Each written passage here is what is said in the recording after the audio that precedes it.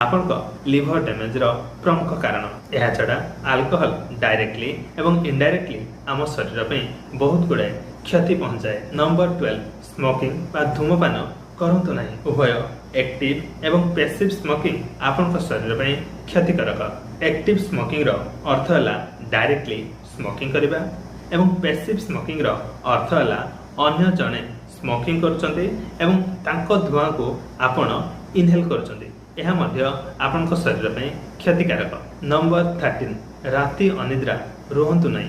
दैनिक जेपरी 6 ରୁ 8 घंटा sound sleep हम से प्रति दृष्टि दियंतु। अति पाखरु एवं अंधार रे टीवी देखिबा अभ्यास बंद करंतु। यह आपनक आखि उपरे बहुत ही स्ट्रेस पकई थाए। कंप्यूटर स्क्रीन एवं लैपटॉप अधिक समय धरी यूज करबा गले आपनक आखि को 20 ରୁ 30 मिनिट तरे विश्राम दियंतु। यथेष्ट थर आई